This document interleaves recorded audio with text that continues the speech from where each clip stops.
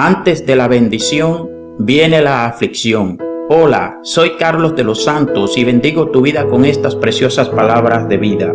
La Biblia nos dice en Deuteronomio capítulo 8, versículos 1 en adelante, en la Reina Valera 1960, en el nombre de Jesús: cuidaréis de poner por obra todo mandamiento que yo os ordeno hoy, para que viváis y seáis multiplicados y entréis y poseáis la tierra que Jehová prometió con juramento a vuestros padres. Lo primero que vemos en este versículo 1 es que Dios está prometiendo bendiciones de tipo físico a estas personas, al pueblo de Israel. En el verso 2 dice: y te acordarás de todo el camino por donde te ha traído Jehová tu Dios estos 40 años en el desierto, para afligirte, para probarte, para saber lo que había en tu corazón, si habías de guardar o no sus mandamientos. Luego vemos en la misma Biblia que previo a la entrega de las bendiciones que Dios les había prometido, dice la misma palabra que Dios los iba a llevar, y como en efecto los llevó por el desierto durante 40 años. ¿Para qué? Para probarte, dice, para saber lo que había en tu corazón, si habías de guardar o no sus mandamientos. Nos está enseñando la palabra entonces que antes de nosotros recibir de parte de Dios una bendición, Él nos va a probar a ver si nosotros vamos a obedecerle. Eso quiere decir para ver si vamos a guardar sus mandamientos. ¿Por qué? Porque si nosotros no demostramos que vamos a obedecerle a Dios y nos entrega algo Él en esa condición, vamos a hacerlo quedar mal, vamos a defraudarlo. El verso 3 dice: y te afligió, y te hizo tener hambre, y te sustentó con maná, comida que no conocías tú, ni tus padres la habían conocido, para hacerte saber que no solo de pan vivirá el hombre, mas de todo lo que sale de la boca de Jehová vivirá el hombre. Aquí hay algo muy interesante. Primeramente, si nosotros habláramos de este tema en medio de un grupo de personas, ¿cuántos de ellos entenderían que Dios aflige al ser humano? Bueno, yo he tenido oportunidad de escuchar en varias ocasiones a personas referirse al tema. Recientemente estuve realizando una actividad. Ustedes saben cómo está todo ahora, que cualquier diligencia que hay que hacer probablemente tengamos que hacer una larga fila. Y ahí, en ese medio, las personas comentan muchas cosas. Escuchaba yo dos señoras que estaban hablando y una le decía: no, Dios no quiere mal para sus hijos, refiriéndose esa señora a que Dios no puede ser el que esté permitiendo la pandemia. Yo, que estoy a una distancia de ellas, aprovecho la oportunidad y me le acerco y le pregunto que quién había sido que había expresado ese pensamiento. ¿Por qué yo fui? Porque es normal que la persona entienda que todo lo malo, todo lo que se entiende como sufrimiento, todo lo que se entiende como aflicción, es normal que ellos crean que de Dios no puede venir eso. Su mente natural lo lleva a reflexionar. Ellos dicen: bueno, si Dios es bueno y lo es, ¿cómo entonces Dios puede permitir algo malo? ¿Cómo puede Él traer algo malo? Pero a esas personas se les va de vista que Dios usa lo malo, las aflicciones, muchas veces, no para castigar ni para herir, sino para perfeccionar. Cuando una persona está en obediencia delante de Dios, todo lo que le venga a ese individuo va a ser para bien. Por eso dice Romanos 8:28 que a los que aman a Dios, todas las cosas les ayudan a bien. A los que conforme a sus propósitos son llamados. No todo tipo de aflicción o de sufrimiento podemos decir que es Dios que lo está permitiendo para un fin positivo, porque puede ser que la dificultad se deba a una mala decisión, a un pecado que se haya cometido. Así que este tema que estoy tratando estrictamente se enmarca en el caso de cuando Dios tiene un plan con una persona o con un pueblo y Dios permite situaciones de aflicción, lo que muchos llamamos proceso, antes de Él entregar las bendiciones que haya prometido. Debemos también notar que cuando hablamos de bendición de Dios, no solamente se manifiestan en la tierra, con bienes materiales, con dinero, con casas, con familia, con descendencia, no. La mayor bendición de Dios es la salvación, su gracia, su misericordia, porque eso es eterno y no tiene precio, no tiene cómo usted comprarlo. Tampoco las bendiciones materiales, si vienen de parte de Dios, no se pueden comprar, porque de Dios es todo. Dice en el verso 3, repito, y te afligió y te hizo tener hambre. ¿Quién? El mismo Dios, no el diablo, ni las circunstancias, ni la mala suerte. ¿Cuántas personas, si no conocen de este tema, por no haberlo estudiado en la Biblia o no haberlo escuchado, van a pensar que Dios aflige y que Dios hace tener hambre? Por eso la señora del ejemplo que yo les ponía anteriormente dijo que no, que cómo es posible, Dios no quiere mal para sus hijos, aunque ella está errada, pero lo está de forma inocente. Ella está razonando con su mente humana, con su sentido lógico común. Se les está escapando lo del más allá, del mundo espiritual. Además, ella dice, Dios no quiere mal para sus hijos. También está equivocada en el hecho de creer que todos los seres humanos somos hijos de Dios. Sabemos que no. Todos somos creados por Dios. Pero para ser hijo de Dios legalmente, uno tiene que confesarlo con su boca. Dice en Juan 1, verso 11 en adelante, que a los que creen en su nombre es que Él les da potestad de ser hechos hijos de Dios. Una persona que vive de espaldas a Dios, con su vida entregada al pecado y a la maldad, rebelada contra Dios, no es hija de Dios, es criatura de Dios. Aunque la misericordia de Dios sí está también sobre esa persona, porque la Biblia dice que el sol sale para buenos y malos, para justos e injustos. Así que esa señora está errada también en esa parte. Dice la Biblia en 1 Corintios 2:14 que el hombre natural no entiende las cosas que son del Espíritu de Dios, porque para él son locura. Para las personas naturales, las cosas de Dios son locura, como esto de que Dios utiliza la aflicción para la perfección y que antes de la bendición viene el sufrimiento. En este caso, el sufrimiento es una herramienta que Dios utiliza para perfeccionar al ser humano. Y te afligió y te hizo tener hambre y te sustentó con maná, comida que no conocías tú ni tus padres la habían conocido, para hacerte saber que no solo de pan vivirá el hombre, mas de todo lo que sale de la boca de Jehová vivirá el hombre. Muchas personas dicen, cuando Dios manda, respalda. Eso es cierto. También escuchamos lo del Salmo que dice, Jehová es mi pastor, nada me faltará.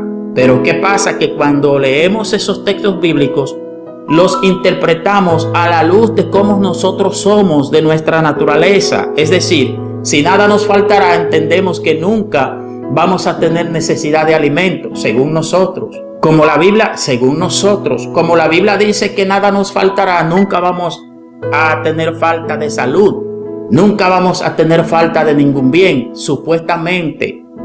Pero es porque nosotros interpretamos la Biblia desde la perspectiva de nuestro entendimiento y no tomamos en consideración el contexto general de la Biblia. Por eso es incorrecto basarse solamente en un texto bíblico, en un versículo bíblico, en un solo pasaje, a menos que usted no haya estudiado la Biblia en cuanto a ese tema en otros lugares. Porque mire que aquí dice que Dios los sustentó a ellos. ¿Pero con qué los sustentó? Con maná. ¿Qué es el maná? Bueno, de hecho en hebreo, traducido al español, la palabra maná significa ¿qué es esto? Algo desconocido.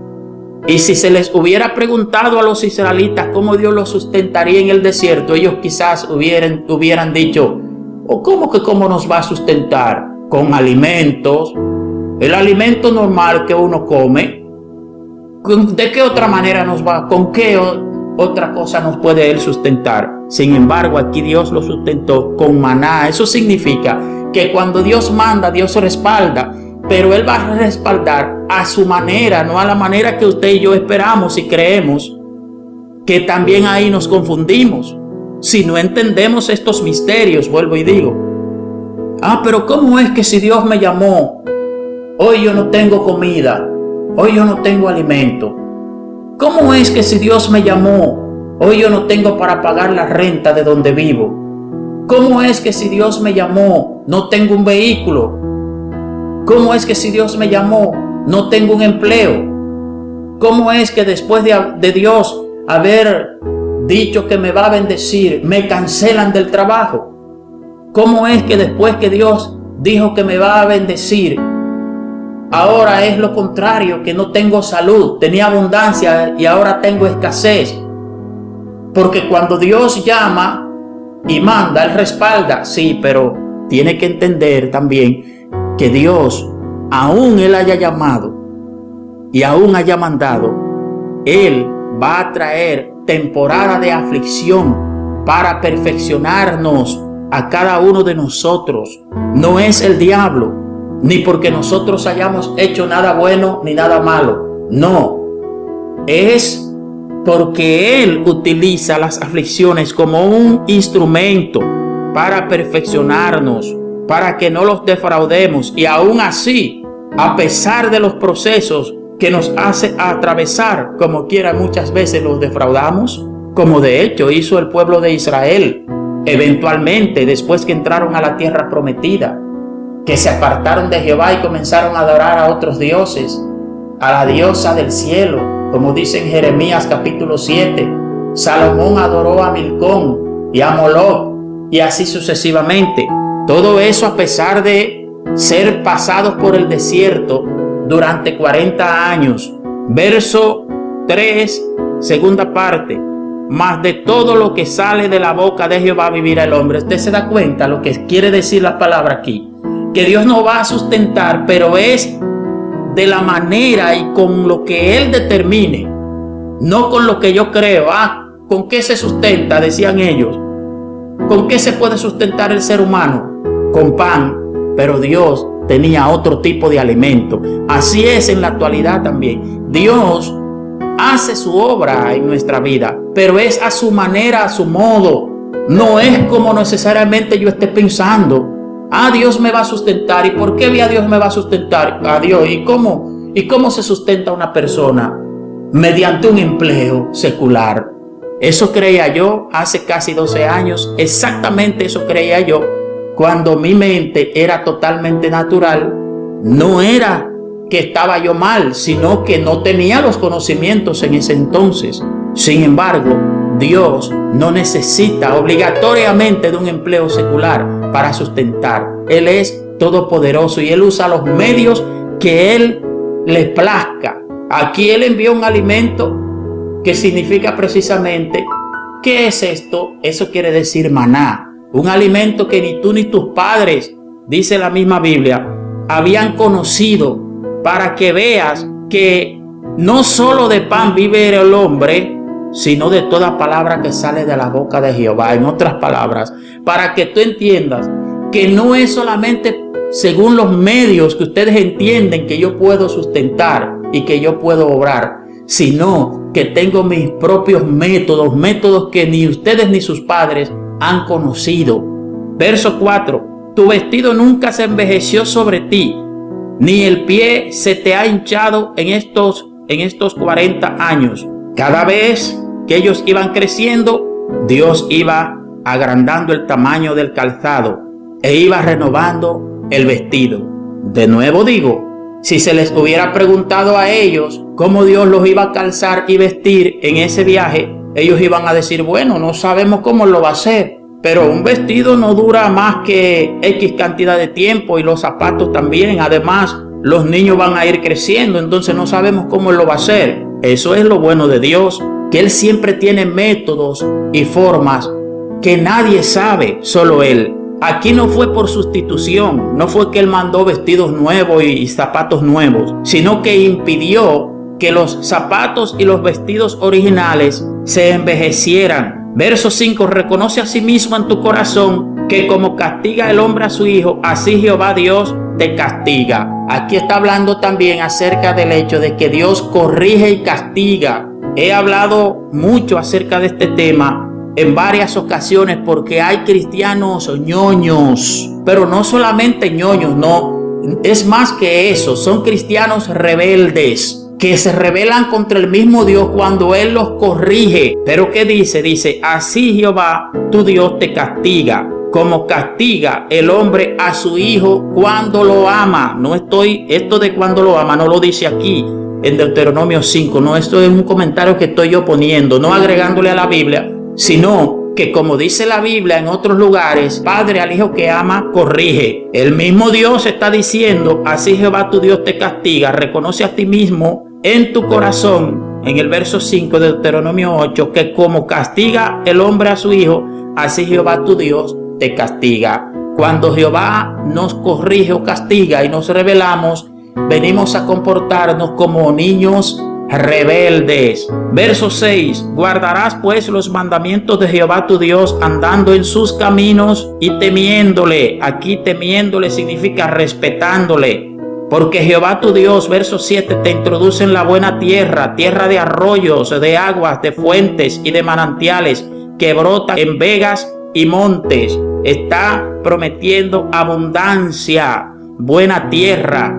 El sustento de ese entonces principalmente era por medio de la agricultura. Por eso cuando Dios quería castigarlos, les retenía la lluvia y atacaba la producción.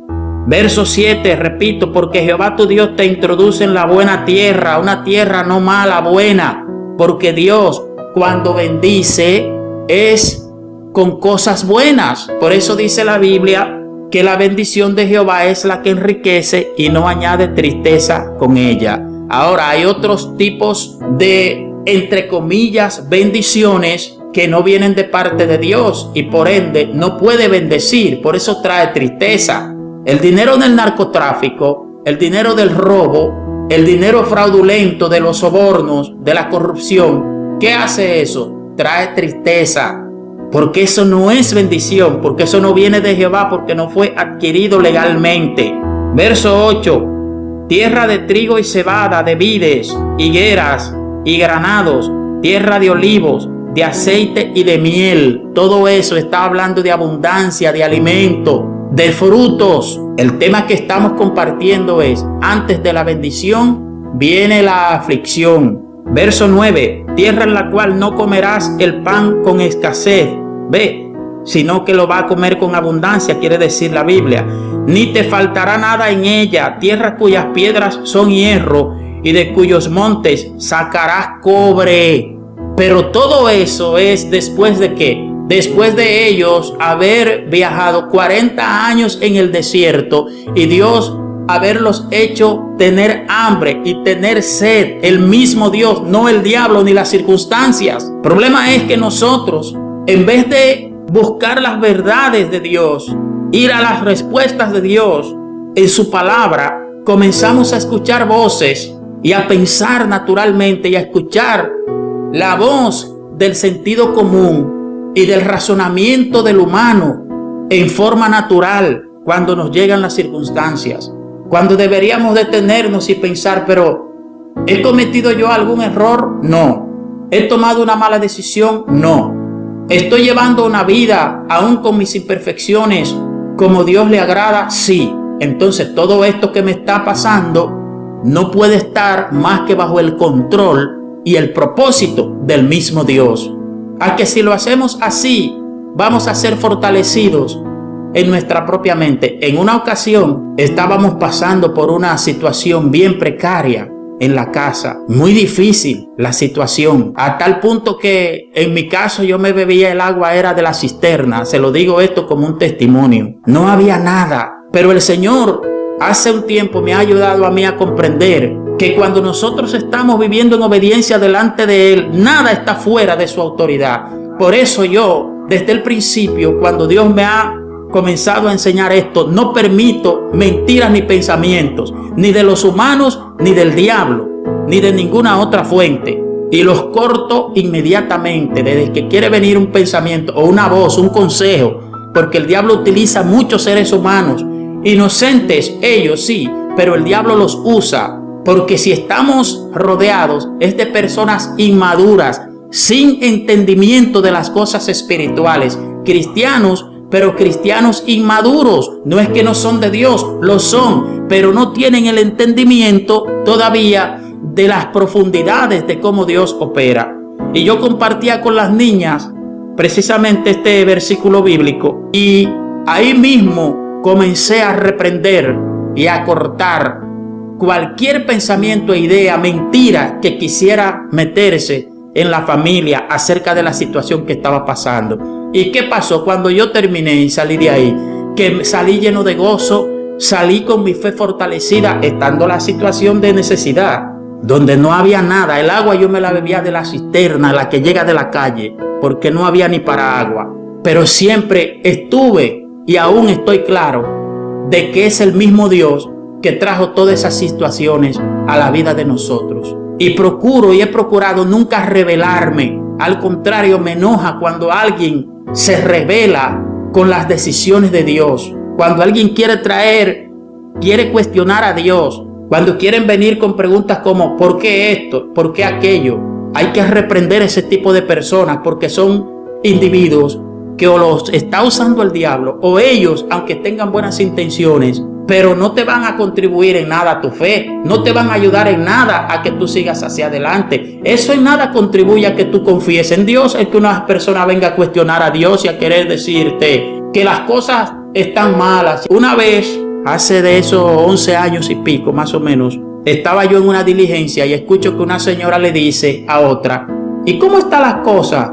Ay, aquí jodida. Y es cristiana la que dijo eso, de que aquí jodida. Y yo dentro de mí dije, pero claro que tiene que estar jodida, porque la primera que se está jodiendo es ella misma. Y perdóneme, yo estoy utilizando los términos que ellas utilizaron. Con ese tipo de actitud y con ese tipo de pensamientos, el diablo quiere encontrar personas débiles para inyectarle sus mentiras. El diablo quiere encontrar personas que razonen según el sentido común y que razonen según la lógica del hombre natural, porque solamente así él puede meter las mentiras y los engaños. ¿Cuándo Dios ha sido infiel? Nunca Dios ha sido infiel. Dios al pueblo de Israel los sacó de Egipto, pero no fue para que perecieran en el desierto, fue para llevarlos a la tierra donde hay abundancia, como hemos estado leyendo aquí. Pero ¿qué pasó? Que la generación inicial dudó, no creyó en la palabra de Dios y comenzaron a quejarse. Y debido a ello,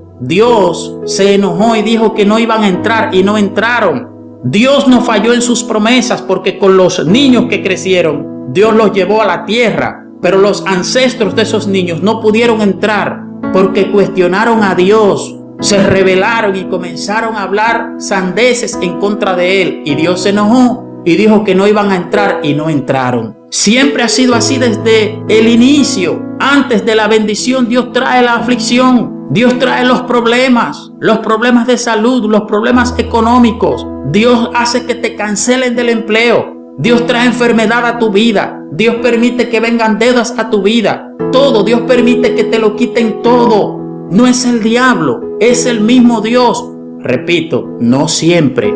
Es Dios cuando tú estás bajo su plan. Cuando tú estás caminando en obediencia delante de Él, no por tus malas decisiones, ni porque haya cometido pecado. Quiero aclarar eso, que estoy tratando aquí dentro del tema estrictamente cuando Dios tiene un propósito con una persona y esa persona está caminando en obediencia delante de Él. Verso 10: y comerás y te saciarás, y bendecirás a Jehová tu Dios, por la buena tierra que te habrá dado.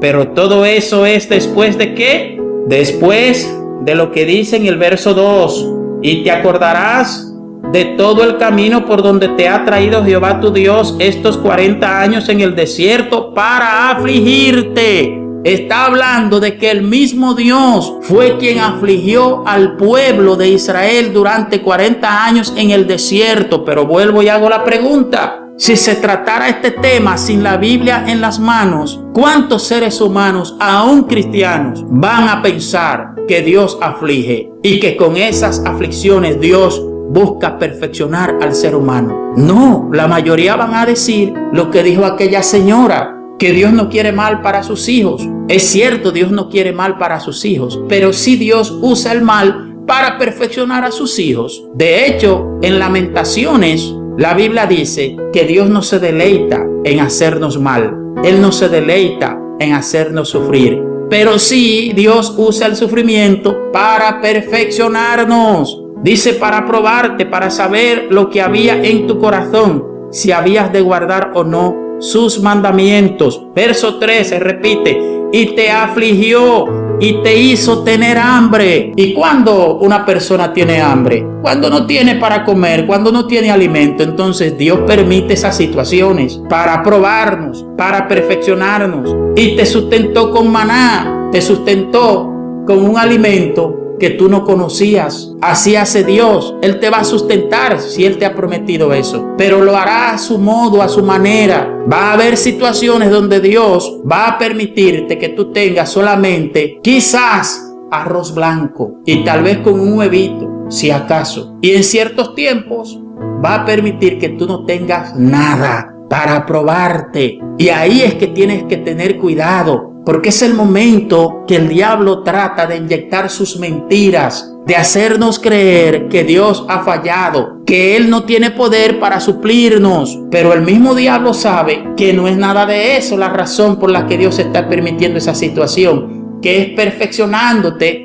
pero Él quiere que tú creas una mentira, un engaño. Porque si tú permites eso, tu fe se va a debilitar y puedes hacer lo mismo que hizo la generación inicial del pueblo de Israel cuando llegaron los 12 espías, que 10 de ellos dieron un reporte negativo y comenzaron a decir, esos hombres son gigantes, nosotros no podemos con esos hombres, nosotros parecemos langostas delante de ellos. Y el pueblo comenzó a escuchar ese reporte negativo y se desanimó y se desalentó y comenzaron a llorar, a quejarse y a rebelarse contra Dios, hasta que hicieron que Dios dictara sentencia en contra de ellos definitiva, porque Dios dijo, hasta que quede el último de ustedes vivos, de 20 años hacia arriba, van a estar dando vueltas en el desierto. La promesa era para ellos, pero la duda y la queja y la rebeldía ante las decisiones de Dios y al poder de Dios no pudieron entrar. Recuerda esto, Dios usa las aflicciones para perfeccionarnos.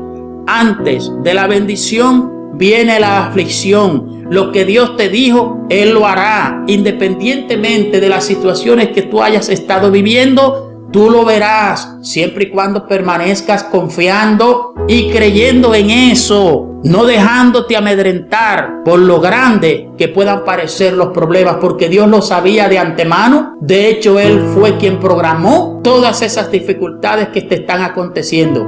Repito, si tú estás viviendo en obediencia delante de Él, no por malas decisiones ni por pecado que haya cometido, no es como muchas personas piensan que falta fe. No, tú puedes tener toda la fe del universo entero y de todos modos, antes de Dios bendecirte, te va a afligir, te va a pasar por situaciones difíciles que tu fe no va a poder cambiar. Porque la fe, por más grande que sea y genuina que ésta pueda parecer, no es más que el poder y que las decisiones y propósitos de Dios. Si no, preguntémoselo a Jesús. Jesús tuvo que ser apresado, tuvo que ser colgado en el madero. Y Jesús no tenía fe. Dice la Biblia en Filipenses capítulo 2 que Jesús tiene las mismas cualidades de Dios, es el mismo Dios. Sin embargo, tuvo que atravesar toda esa amargura. ¿Por qué? Porque esa fue la voluntad del Padre. Lo que quiero dejarte con este pensamiento final. Tu fe, mi fe, por grande que sea, no es por encima de los planes y de la voluntad de Dios, que este es otro punto donde mucha gente se confunde porque no entienden, no estudian bien esto del tema de la fe a la luz del Espíritu Santo para no confundirse y no enseñar ni aprender mal. Muchos creen que si yo tengo fe, cualquier cosa yo lo voy a ver. Sí, pero ese cualquier cosa va a estar enmarcado dentro de la voluntad de Dios. Si está fuera de la voluntad de Dios, no espere verlo, porque tu fe no es mayor que Dios, que su poder, que su voluntad, que sus planes, que sus propósitos. Antes de Dios bendecirte, tiene que afligirte para perfeccionarte, para probarte, para ver si tú vas a andar o no en su ley. En otras palabras, para ver si no lo vas a defraudar. Que Dios te bendiga. Soy Carlos de los Santos. Suscríbete. Búscame en Facebook como Carlos Ben Adonai y en la plataforma digital de Amazon como Carlos Israel de los Santos Ramírez. Que la paz de Dios te guarde hoy, mañana y siempre.